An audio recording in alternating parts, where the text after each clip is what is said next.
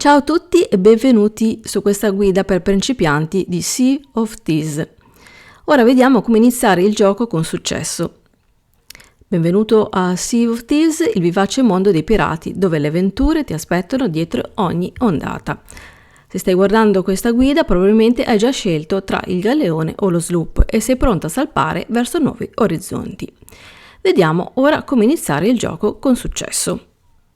Prima di iniziare la tua avventura devi decidere quale nave usare, il robusto galeone o lo sloop più agile. Il galeone è grande e può ospitare un equipaggio più numeroso, mentre lo sloop è più piccolo e manovrabile. Se sei un novizio potresti preferire lo sloop per la facilità di gestione. C'è anche da dire che sul galeone ci possono stare fino a 4 giocatori, sul brigantino da 2 a 3 player e infine lo sloop da 1 a 2 giocatori.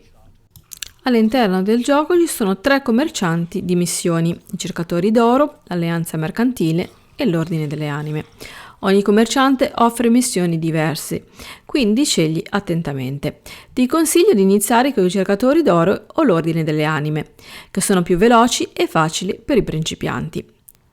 Se stai usando il galeone, assicurati di fare una buona scorta di palle di cannoni, dato che è probabile che affronterai combattimenti navali. Organizza le risorse nei contenitori appositi sulla nave per un facile accesso durante il viaggio. Una volta pronti, seleziona e vota per una missione nel tavolo dell'alloggio del capitano. Riceverai una mappa con indicazioni su dove andare. Ammaina le vele e imposta l'angolo corretto in base al vento. Navigare è relativamente semplice, ma fai attenzione alle onde e al vento. Usa il timone per dirigere la nave e mantieni l'angolo delle vele contro vento. Una volta lasciato l'avamposto, controlla l'arrivo della tua missione sulla grande mappa che trovi sotto alle tue spalle. Memorizza il punto cardinale e controlla la bussola accanto al timone. A questo punto regola la velocità e dirigiti verso l'isola della tua missione. Una volta raggiunta l'isola, getta l'ancora in un punto sicuro, vicino ad essa. Assicurati di ancorare abbastanza vicino per comodità, ma abbastanza lontano da evitare spiacevoli sorprese. A questo punto scendi a terra e segui gli obiettivi della missione, che variano da scavare tesori sepolti a sconfiggere capitani scheletri. Una volta completata la missione, raccogli il bottino e torna sulla tua nave.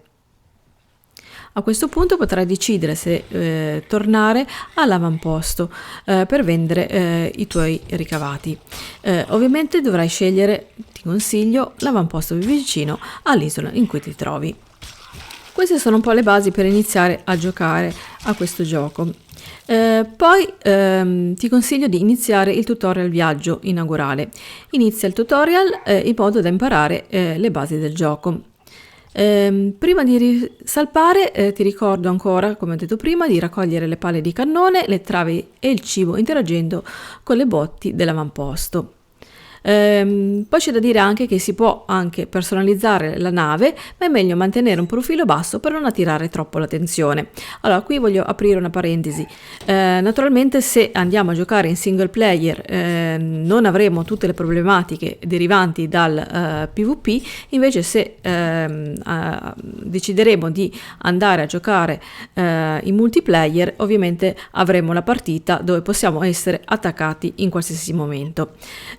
Quindi possiamo fare alcune attenzioni, soprattutto anche a mantenere, come dicevo prima, un profilo basso in modo da non attirare troppo l'attenzione. Ricordatevi poi che navigando potreste anche incontrare degli stormi di uccelli che vanno a indicare dei relitti sott'acqua o rifornimenti galleggianti, quindi fermatevi e raccogliete tutto. Quando si esplora un relitto bisogna tenere sempre d'occhio la barra dell'ossigeno per non andare ad annegare. Adesso invece vediamo un po' come riuscire a riconoscere il bottino. Allora, possiamo trovare dei teschi che sono vendibili agli avamposti e possono essere trovati sulle isole, in mare o nei relitti. Poi abbiamo i forzieri, esistono però vari tipi di forzieri che possono essere trovati scavando o esplorando. Poi abbiamo le casse di stoccaggio che contengono rifornimenti e non possono essere vendute. Poi possiamo trovare anche le coppe e le gemme che possono essere vendute agli avamposti e trovate in vari luoghi, in particolar modo, se non ricordo male, nei raid, per fare un esempio. Poi, come dicevo prima, se decidiamo di affrontare il gioco nella modalità del PvP, quindi possiamo incontrare altri giocatori, posso dare il consiglio di non dare troppo nell'occhio, quindi utilizzare magari una skin base della nave e spegnere ovviamente tutte le luci a bordo soprattutto durante la notte. Ovviamente bisognerà sempre poi fermarsi il più possibile negli avamposti e quindi vendere il bottino regolarmente per evitare di perderlo in caso di affondamento. Quindi più volte fate questa operazione, maggiori possibilità avete di salvare il tutto, quindi di fare i soldi. Ovviamente durante il nostro viaggio abbiamo anche la possibilità di poterci unire e quindi collaborare con altri giocatori. Questa esperienza può essere molto divertente e anche redditizia. Ok, questo è quello che mi sento di consigliarvi un po' inizialmente se proprio non avete mai giocato a questo gioco. Naturalmente se poi volete farò delle guide più specifiche. Intanto vi ringrazio per la visione, come sempre vi chiedo in cambio un semplice mi piace, non costa tanto e a me rende felice. Mi raccomando, se volete vedere altri video di questo gioco fatemelo sapere qui sotto nei commenti. Se avete qualche domanda o perplessità fatela sempre qui sotto. Ci diamo appuntamento per un prossimo video. Ciao a tutti e alla prossima. Dov'è che devo consegnare? Ah, eccolo qua. Benissimo, fatto.